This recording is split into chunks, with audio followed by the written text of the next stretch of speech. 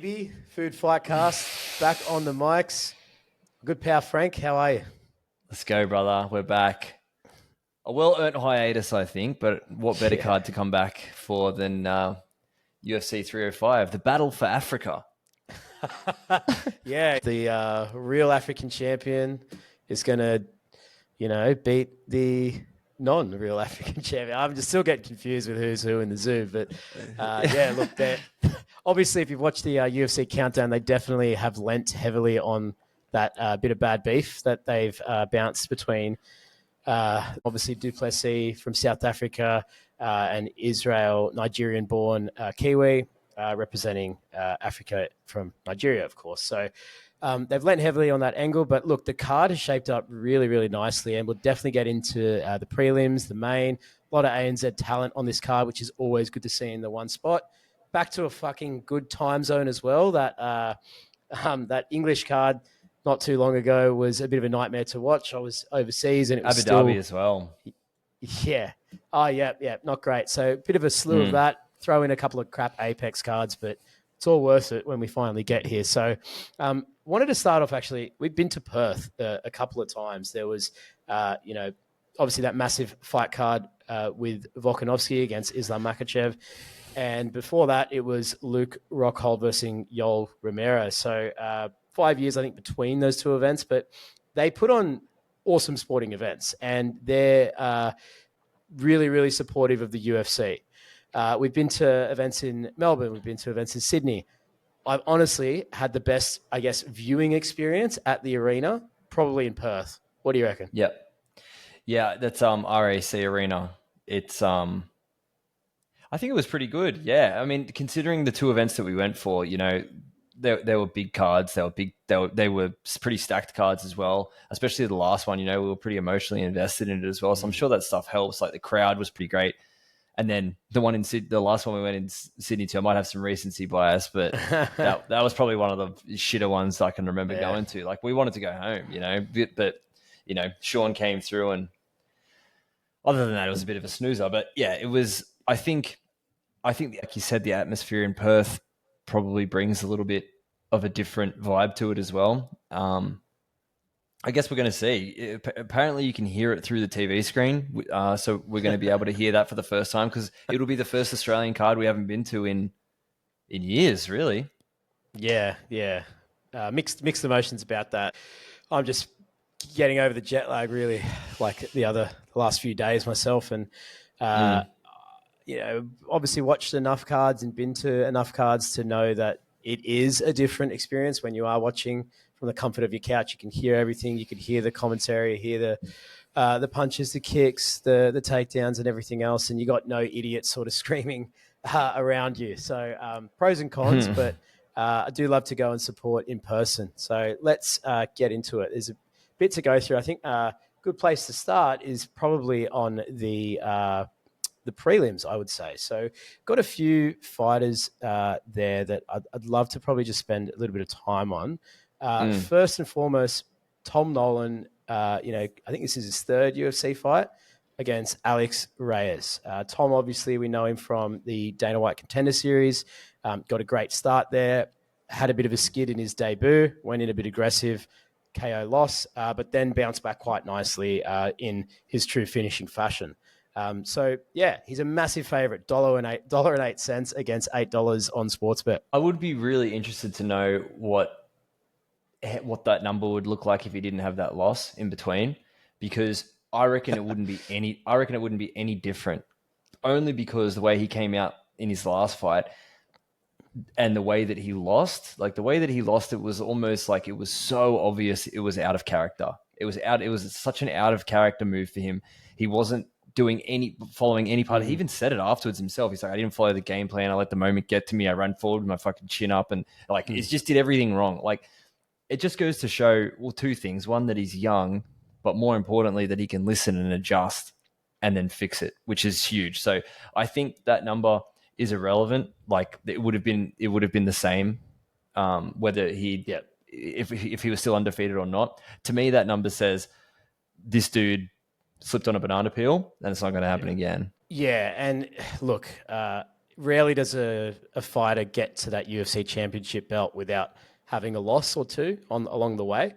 Yeah. Having that in your first fight when you're an undefeated fighter is almost the best thing that can happen to you. You know, you've Yeah. got the UFC jitters out of the way. You felt what it's like to lose, in front of everyone in the arena and in, the worst fashion possible, around round one knockout loss. So, the sky is it's only up from there is what I meant. Yeah. So he's bounced back, and he can use that to his advantage moving forward.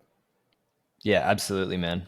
And I mean, the numbers as well, like on Jack Jenkins, looking at Jack Jenkins' numbers, they're very similar. Like they're blowout favorites, but sort of a similar story where Jack, he's been in tough competition, probably tougher competition than what Tom's had, but Yeah. An injury doesn't dictate whether or not you're a good or a bad fighter, which is what the position that Jack's in. So, the short notice with Herbert Burns obviously plays a factor, but yeah, I think Jack's going to come out and make a statement as well. Yeah, absolutely. Short notice, obviously, with Herbert Burns. That guy has struggled a little bit on the scale, making weight on a couple of occasions, I believe, which has also then led to him gassing in the fight. Now, if we want to talk about Jack Jenkins, he's a guy that doesn't really run out of gas, high volume striker, has shown as well that he is no stranger on the ground. We remember in his Dana White Contender Series fight, he went to the ground and, the guy was giving him openings to take him down.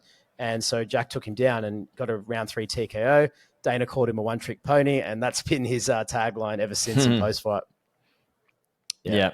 So easy couple of picks there. I would also add, just looking up Alex Reyes, who's fighting Tom Nolan.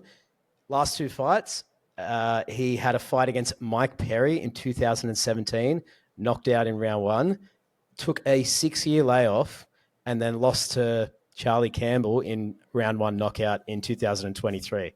So, sometimes when we get these fights that are international, we've got a lot of homegrown talent. They handpick someone that's going to make the local talent shine. And I think that's exactly what they've done in this case. The old lamb to slaughter, eh? Moving on to the main event, we'll finish off with who's left on the card from ANZ. We've got our man, Tai Bam Bam Tuivasa against Jairzinho Rozenstruik. I really love this fight because it's so good to see Tai up against a striker again. We know this fight is not going to end up on the ground. And I honestly think it's winnable for Tai, who is almost a $3 underdog.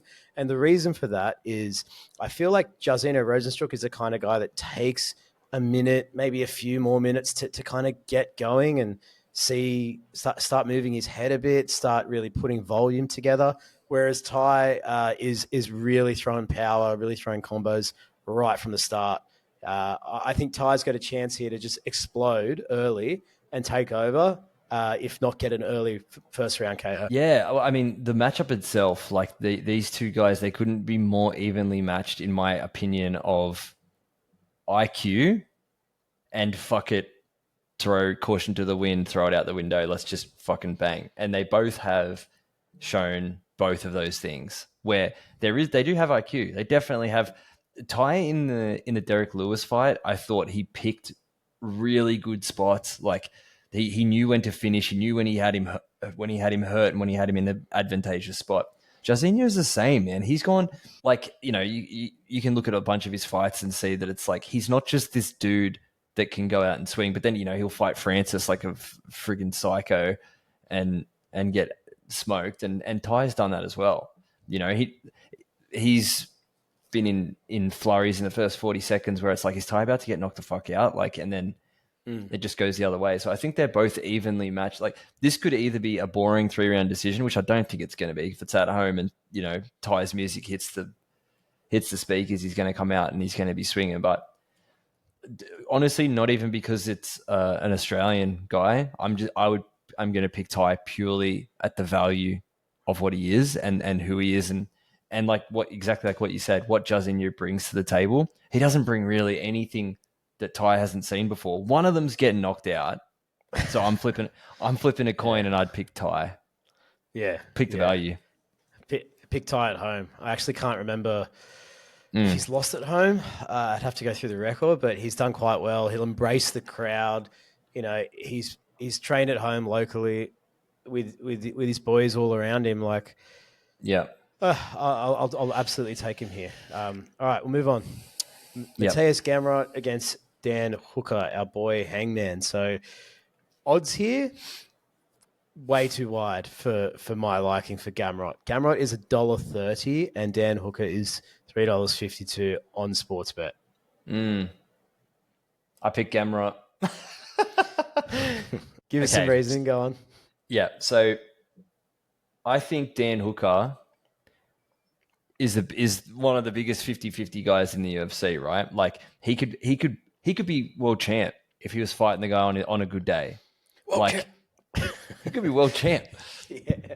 Jalen Turner is so good. Like I didn't give him. I would have thought Jalen would have walked through him, and he just edged him in that. Like that was a fucking close fight. But yeah, Dan's. I just think I can see this for 3 rounds. I can see Gamrot shooting that double, putting his hands behind his butt and just sitting him down, man, and just doing it for 15 minutes. And I think that's why that number's like that, because if Dan Hooker's not $3.50 against anyone in, that 10-5 range, which I'm pretty sure is where Gamrot's sitting. If it's a striking battle, but if they can nullify Dan's striking in some way, I mean, Dan's good on the ground, but there's wrestling and then there's jiu-jitsu, and I think Gamrot's just going to fucking position over submission, bro, and just grind out a win. Yeah. What do you reckon? Gamrot's coming. Well, look, Gamrot has only continued to look better in the ground game and actually utilize it a lot more. We saw it a bit in that Jalen Turner fight, which he edged by a split decision. But then we had Fiziev, which was actually a bit of a lucky win in round 2, where Fiziev injured his knee. And then there was the RDA fight. The more I look at this, I'm still seeing too much value being put onto this. I'd have to go back to the Arman Saryukian fight, where he got into crazy grappling exchanges. It was like a grappler's,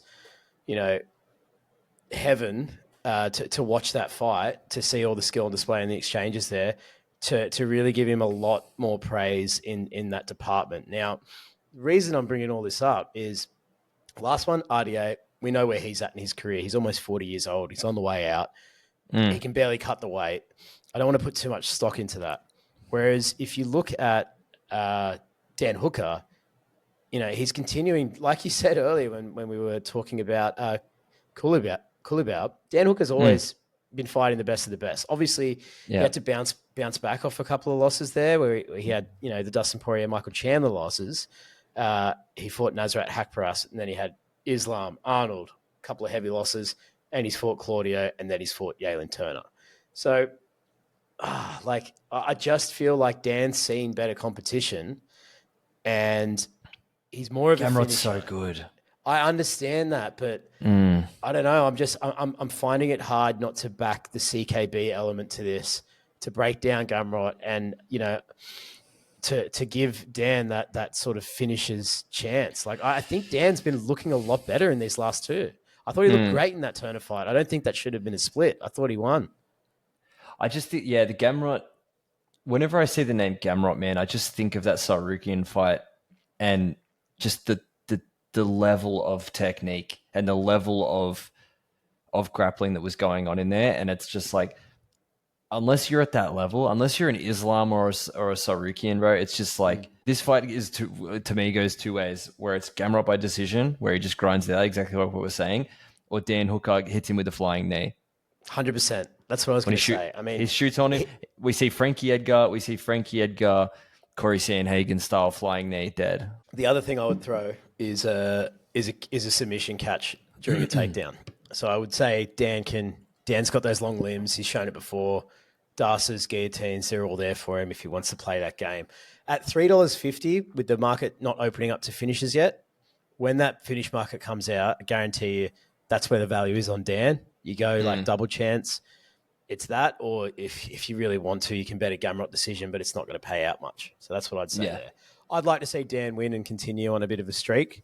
and start to build his way back up to a title shot. He's really well liked. Obviously, great team behind him, management.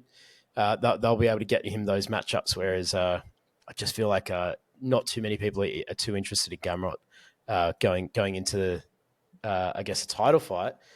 But I would say, like, the top of that division is starting to look really steep with grapplers. You've got Saryukin there who can do that, who can take that high level we saw against Charles Oliveira, and obviously the champ Islam. So Matthias Gamrot brings a bit of fresh blood there if he can get it done.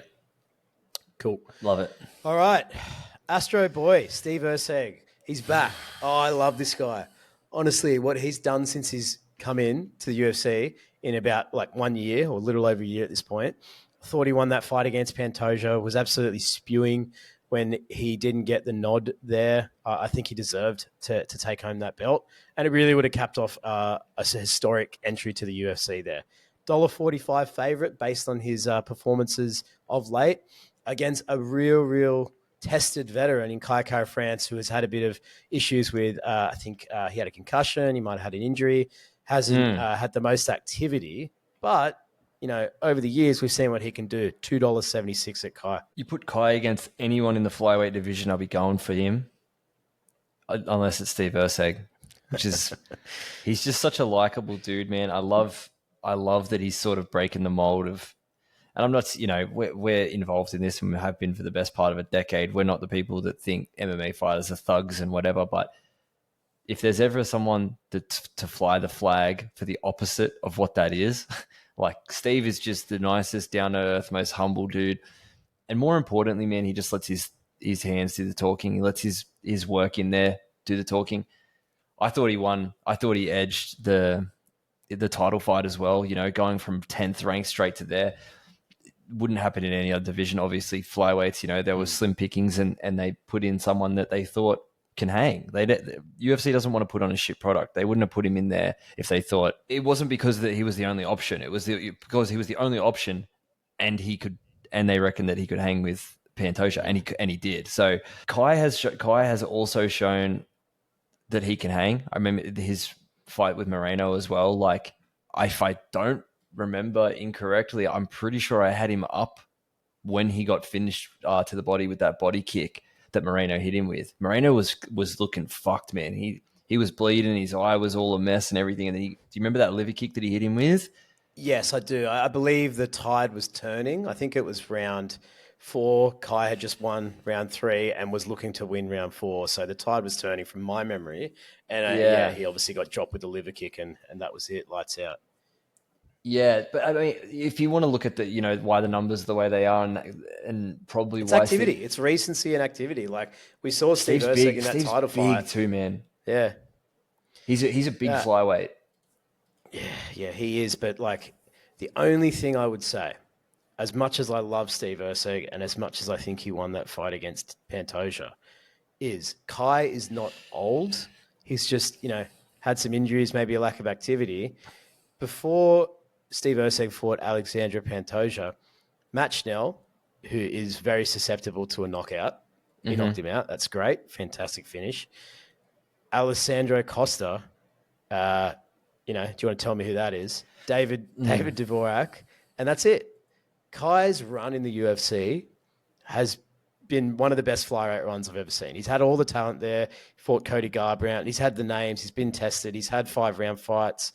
He's been robbed a couple of times in some decisions. I think it was Amir Albazi, the last fight.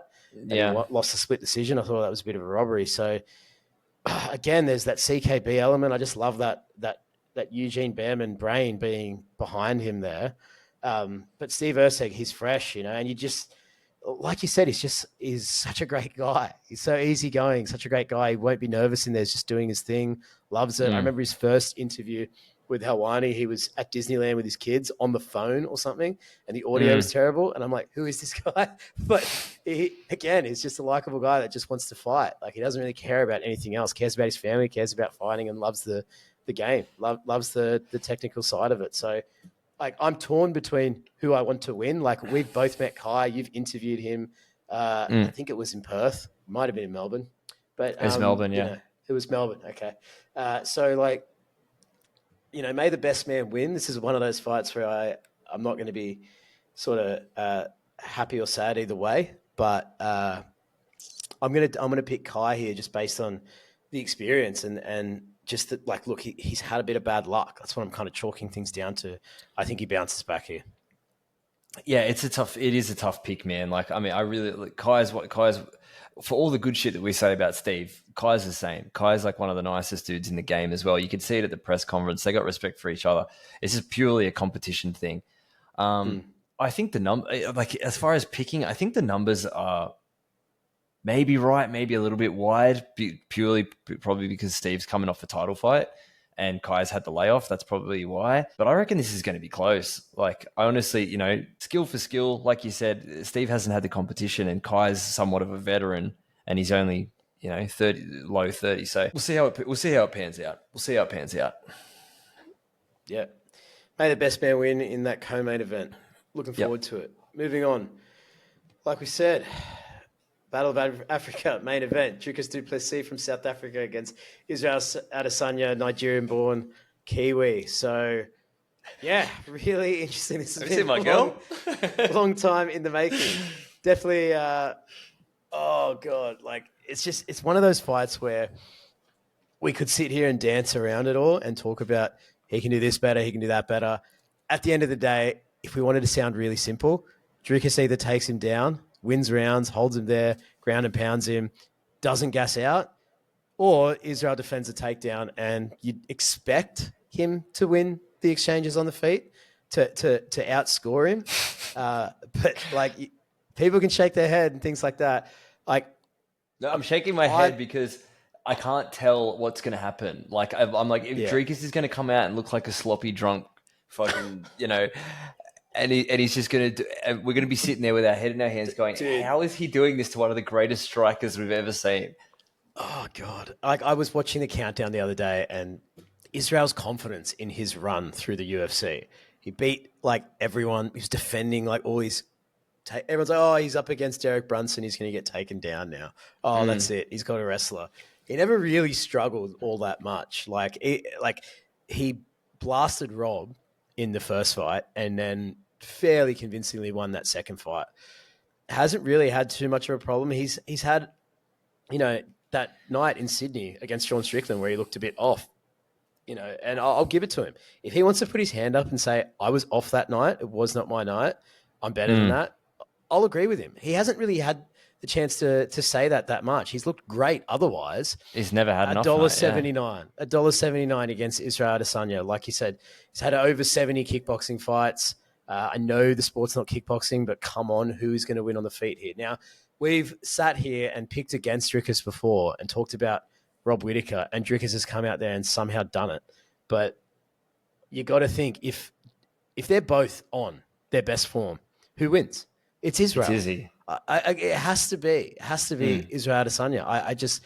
I can't see it. Like, if he's absolutely in shape, in the best shape of his life, and he's done the wrestling rounds, he's defending it intelligently, he's keeping this fight on the feet, I can't see him not outstriking Dricus du Plessis.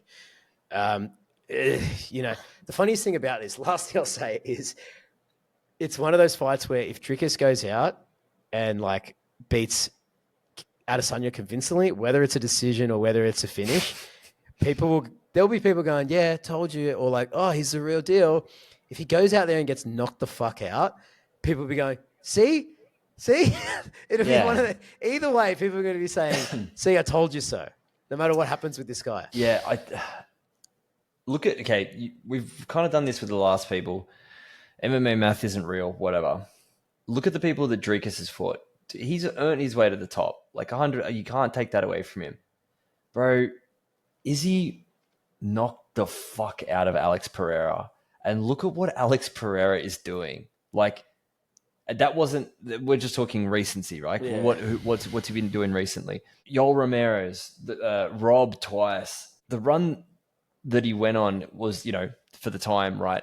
They were the best dudes that they could have, but like, I just don't know. Like, I just can't convincingly say, after seeing him lose to Strickland the way that he did, like you said, people have off nights. Like, it's crazy that he went on this long of a run without really having an off night ever. You said it best. You said, see, I get really like annoyed with this because I'm like, we're going to say all this shit about Izzy, and it's just like, he has to win because he's a better fighter. He's done better things. He is a better fighter, no question. But it's like, that's not always who wins on the night. And if there is one fighter in the UFC who makes people that are supposed to win lose, it's fucking Drakus, bro. Like, Yeah. he does it every time. It's like every time he goes out there, it's like there's no way he's going to win, and he pulls it out. It's yeah, it's infuriating, but that's why this is the best sport in the world. Because It all is. us idiots can sit here on the chair and talk about who's going to win and why, but when that cage door closes, Bruce Buffer says it's time. They touch gloves and they go at it. Nobody knows what's going to happen. Everyone's got a shot here. You know, we've seen worse fighters win championship belts. Like Dricus is battle tested. I just can't pick past Adesanya in this fight. It's the No. same when he fought Strickland. I wasn't going to pick against Israel there, and I'm not ready to write him off here. He's had one banana peel. Let's give him his flowers and back him to come back here. I just can't do it. It's not really a hard. We're umming and ahhing over the 10% of the possibility of what Drakus can pull out. But if I'm being honest, man, if you said to me you need to bet your life on one of these things, Yeah. it has to be Izzy. Like the body of work, he's just a better MMA fighter. They're having a fight. That's what they're doing. So it has to be Izzy. Look, Vegas agrees with you. He's the favorite, and he's Just coming off. Yeah, but doesn't that say a lot? He's the favorite coming off a 50-45 round beatdown against Jordan Strickland. That's his last fight. Yeah. He's the favorite against Dricus du Plessis, who is on, I don't know what kind of tear it is. Call it 9 fights. It's a win streak that includes Robert Whittaker, Sean Strickland in there. He's finished these guys. Derek Brunson, like he's been through a bit of a who's who. Grant you later in their career, but they're still the cream of the crop. Has he had a bit of fortunate things maybe go his way? Was Robert Whittaker having an off night when he fought him? Who fucking knows? But Yeah.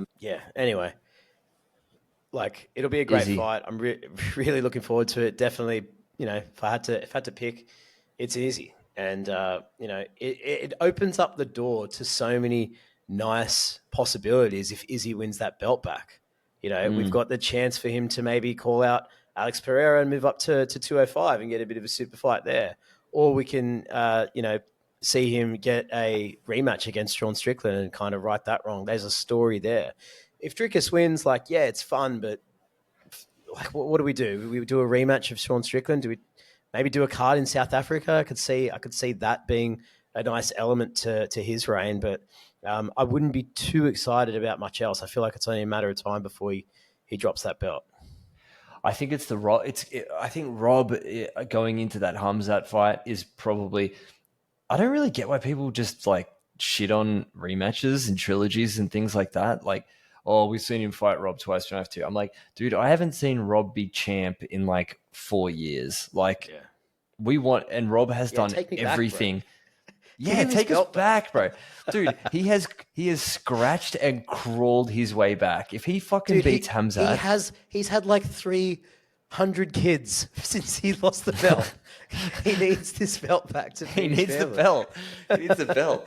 Come on, give it back to him. But like we'll see what happens in that fight. We'll talk about that another time. But I wouldn't shit that down either, because how many times did we see Holloway fight Volt?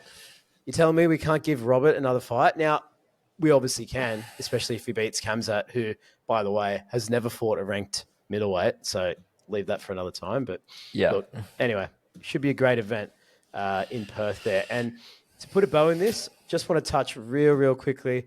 The night before, there's a stacked Eternal card, which is, arguably the best local promotion that we have for MMA. Just want to give a shout out to Harry Webb, who is fighting for the lightweight title there. We've obviously had him on the show a number of times.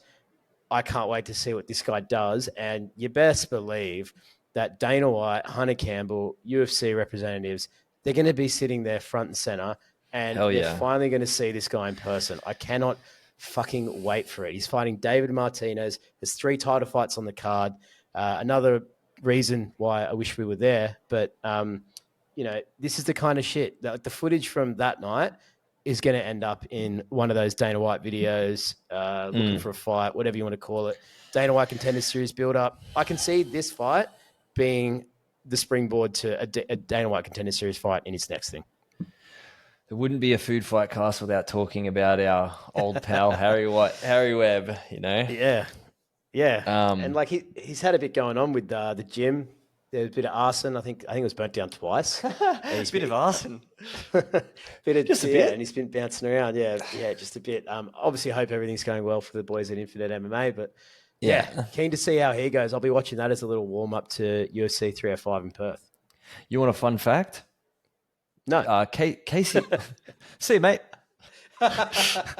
Yeah. Go on, Casey O'Neill's dad owns Eternal. Fun fact. That's really fun. That's really fun. Well, she's on the card, so it's topical. I know. No. Absolutely. That's cool.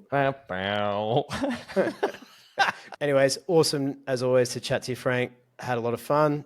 Looking forward to doing this more regularly. Now that we're sort of both back in the country, settled down, all that.